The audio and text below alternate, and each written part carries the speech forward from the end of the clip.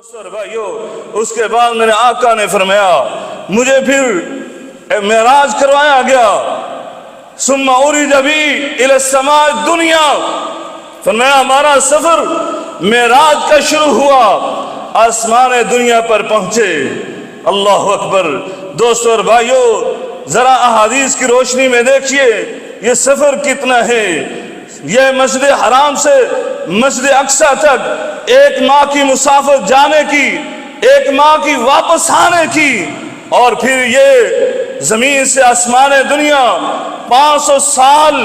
میرے آقا نے فرمایا 500 سال کی مسافت، پھر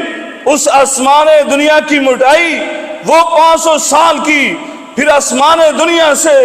دوسرے آسمان کا فاصلہ 500 سال کا، اسی طرح ہر آسمان کی مٹائی بھی 500 سال، اور ان کے درمیان جو فاصلہ ہے وہ بھی 500 سال۔ میرے آقا آسمان دنیا پر پہنچے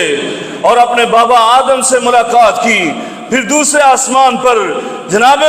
سیدنا یحییٰ اور عیسیٰ علیہ السلام ان سے ملاقات کی، اور تیسرے آسمان پر سیدنا یوسف سے ملاقات ہوتی ہے، چوتھے آسمان پر سیدنا ادریس سے ملاقات ہوتی ہے، پانچویں آسمان پر سیدنا ہارون سے ملاقات ہوتی ہے، اور چھٹے آسمان پر سیدنا موسیٰ کلیم اللہ سے، اور ساتویں آسمان پر بابا ابراہیم خلیل اللہ سے ملاقات ہوتی ہے۔ ملاقاتیں ہوئی، سب نے آپ کو مرحبا کہا اور آپ کے لیے دعائیں خیر کی ہے، اور یقین جانے میں اپنے ایمان کی بات کہتا ہوں، ان انبیاء سے اللہ نے جو ملاقاتیں کروائی ہیں اس میں ایک اشتہارہ ہے، ایک اشارہ ہے کہ میرے آقا علیہ السلام کو وہ شان اور فضیلت عطا کی گئی کہ حسن یوسف دم عیسیٰ ید بیضداری، کہ ان تمام انبیاء کی خوبیاں میرے آقا علیہ السلام میں موجود تھی، بلکہ موجود ہی نہیں تھی، اتم درجے میں موجود تھی۔